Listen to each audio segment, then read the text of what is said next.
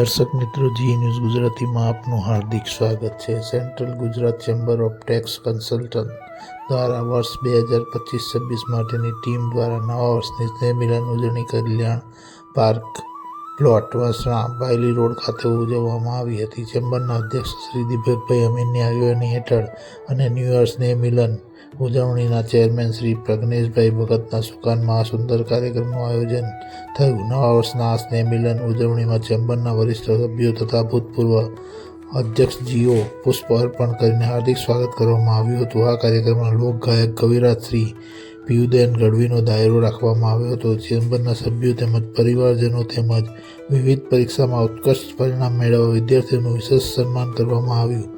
ઉત્કૃષ્ટ આયોજન, સરસ સંકલન અને આનંદમય વાતાવરણ સાથે યોજાયેલી આ નવા વર્ષની સ્નેહ મિલન ઉજવણી અત્યંત સફળ રહી અને તેમાં 250થી વધુ સભ્યોએ હાજરી નોંધાવી હતી।